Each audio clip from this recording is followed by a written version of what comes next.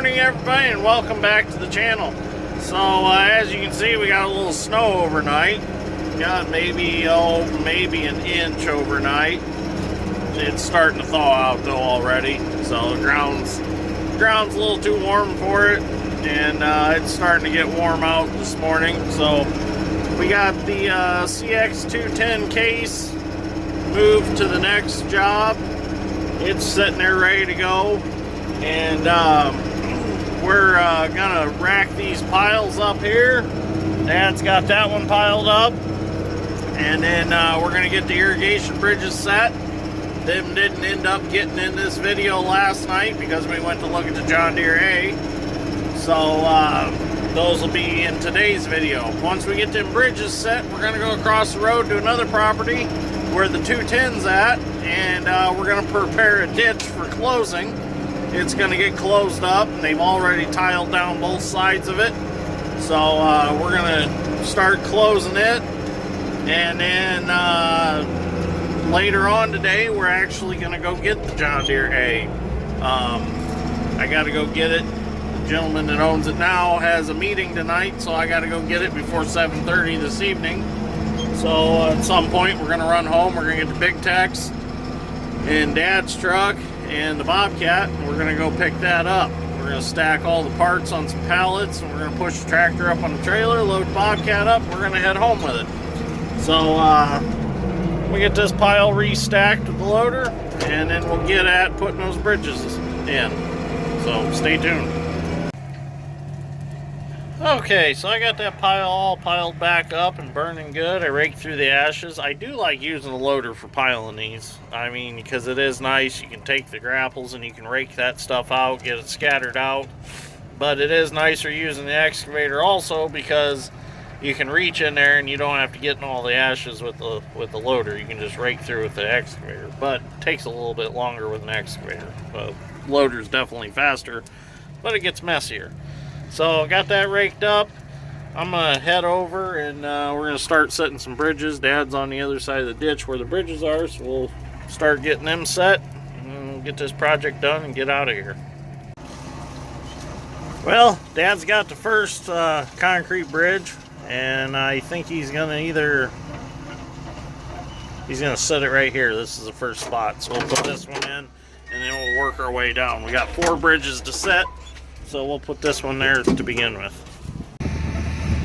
Well, we got the first one set, so what we're going to do is we're going to go set the rest of them in their approximate spots, and then we'll bring the irrigation over here and bring it right up to the edge and kind of determine where the wheels are going to exit on the other side, and then we'll just move it either way just a little bit to line it up perfectly. So Dad's carrying the second one down, and we're gonna get it set, and then we'll get the other 2, and then we'll get them lined up, and we'll be done. Kind of got my chains off a little bit on this one. It's hanging a little crooked, but it's no big deal. It's just gonna sit on the ditch banks anyways on each side, so it's not like we're trying to line up bolt holes or anything.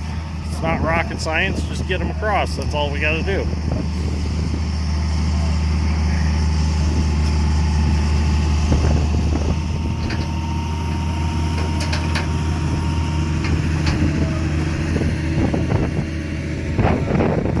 Okay, I better go guide him.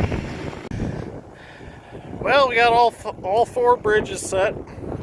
I didn't get very good video today because today is not an ideal day for videoing. It's really cold out, it's snowing, and it's just not a good day for video. So let's just see what it looks like here. You can see them down through there. Now, they all kind of match the contour of the ditch bank. So the ends will be up a little higher than the other end, but that doesn't matter because the irrigation flexes when it crosses them. So what we're going to do now is just push a little dirt up to the ends of them. I mean, this one, hell, you just drag it down with your foot just to cover them up a little bit on the ends. But if they need adjusted, the customer said they're going to go ahead and adjust them either way with their tractor and loader. They just couldn't get them across the ditch with their tractor and loader because these are fairly heavy. So these are stress core concrete. They've got a cable stretched through them, that cable's put under tension, and then the concrete is poured around them. So they're kind of at tension all the time. They're kind of a neat design the way they work.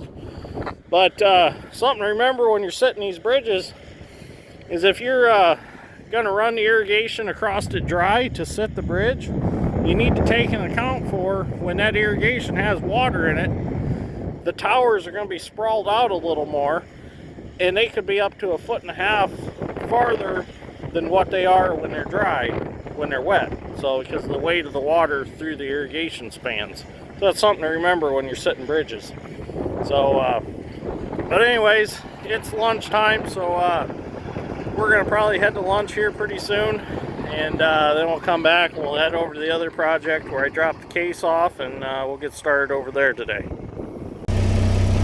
Well, we got back from lunch and we decided before we go to the next project, we're gonna take this pile and combine it with that pile. So in order to do that, we're gonna load up the haul truck with the chunks. I'm gonna take them over there and dump them, and then we'll restack it all over there, and we'll be able to clean this pile up and just have that one left. And then we're gonna head over to the next project, which we need the haul truck on the next project anyways, right across the road, because I've got 3 big cottonwood trees I gotta take out, and there's like 2 small groves of trees I have to take out. And what I want to do is, since the 3 cottonwood trees are pretty much alone, I'm going to cut them up, load them in the truck, and haul them over to the other 2 groves of trees, combine them all and make one pile out of it, so that cottonwood will burn up, because there's a lot of oak and cherry in the tree groves and some pine trees. So there'll be plenty of wood to get the cottonwoods burned up. So we'll get this done, we'll get headed over there. Well, we're back at the shop now. We found a good point to stop today, and we didn't even go and work or start working on the other project yet today, so that'll be tomorrow. So we decided that we were going to come back and we were going to get prepared to go get the Model A that we bought. So what we're going to do is, there's a lot of pieces and parts that are all tore apart on the tractor and sitting on shelves in Michael's garage. So we were trying to figure out how can we get all them pieces and parts home without losing anything. So, because we only stack so much in the back of Dad's truck because it is short bed, plus the gooseneck trailer hitch is in there, you know, and everything. We don't want it around the trailer. So, or trailer neck. So what we're going to do is we're going to take one of these cage tanks we had laying out back, and we're going to go ahead and we're going to cut it down all the way around and pull the tank out of it, and we're going to use the cage as kind of a crate to get the pieces home. So that way they're all inside there. We'll drive in this garage with the Bobcat, set it down, load it up, take it back outside, set it on a trailer, strap it down, and we're ready to go, and everything will ride in there safely. So we're going to go ahead and take a grinder and cut this off and get everything loaded up, and by that time it'll be time to head up there and get the tractor. So let's get this done. Well, there we go. Now we have us a nice crate that we can put our parts in, and we won't lose anything. So we're only going to put the big stuff in here, like the block, the head, the pistons, the clutch, stuff like that, like the carburetor and magneto and stuff like that. We'll throw all that in the cab of the truck where it's safe, and then the bolts and stuff, those will all go in the bed of the truck. But we just mainly wanted this for the bigger things. So we'll get this loaded up, get strapped down, and away we go. Well, we're off to go get the A. Got the Bobcat and trailer, just waiting for Dad to come out of the house. He had to go in the house and get him a snack.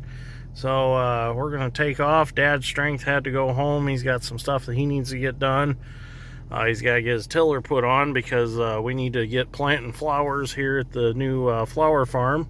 So it's going to be right out there. We got 2 acres out of the mint field that we're going to be turning into a flower farm. My sister's flowers from the farm will be here.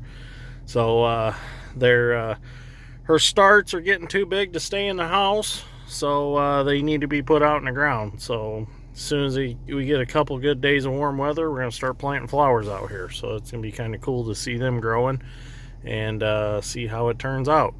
It will be a fresh flower farm, and you can come pick and make your own bouquets, I guess, and like for so much a vase you can fill it or something like that. I don't know exactly how it works. I just know what Sausage tells me.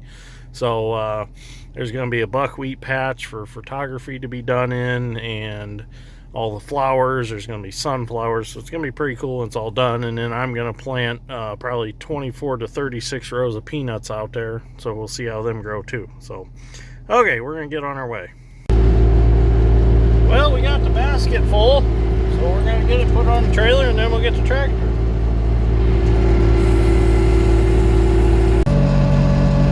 Well, we got the tractor, so we're going to take it out and roll it up on the trailer. I'm going to put the rear to the front of the trailer. I should be able to push it right up on. No problem. It's going to work out pretty easily. Well, here we go. We're all loaded up. Our crate idea worked wonderful. So we got everything in the basket. Nothing can fall out. So we're going to go ahead and head home, get all this unloaded, get it in the shed, because we're not going to get to this project right away. But when you come across these projects, you got to jump on them because they don't last very long. So we'll get this one home and we'll get working on it pretty soon and get her back to a good running tractor again. Can't wait. So it's going to be fun. It's going to be my other plow tractor. So now I can plow with the MC for a while, and then I'll get on this one, so I'm not wearing my undercarriage out on the MC. So it's going to be fun. So let's head home.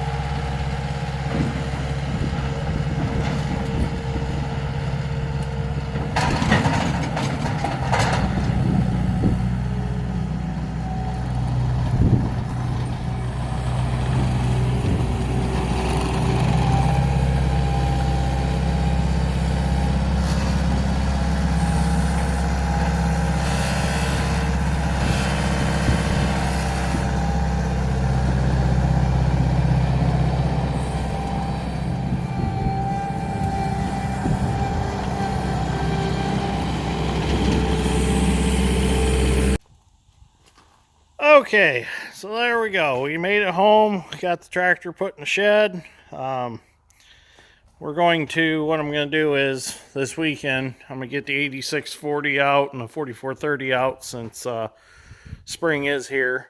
So we're going to go ahead and get them two out, take them out the back door, and then we'll get the 494A corn planter moved around a little bit. And then I'll probably end up putting the A back here where the 8640 goes. And then seed's going to be here, so we'll put the A back there in the corner and fill this whole area with pro boxes and bags of seed corn. And when we get time, we'll get the A back out. We'll get her in the shop. But first, we got to get the MC and the 720 finished up. But we'll get the A in the shop, and then we'll start working on it. So this project's not going to happen right away, but it is going to happen. I've got the 3306 Cat sitting in here for Project Dirty Peter. Got to get the head gasket switched in it, and then that'll get put back in the Dirty Peter. So then we got the trommels set up too. So we got a lot of projects going on. So anyways, this will be the end of this episode for today. So if you enjoyed this episode of Dirt Grain Steel, give me a like, please. I'd greatly appreciate it. And thank you for watching. We'll see you all in the next one.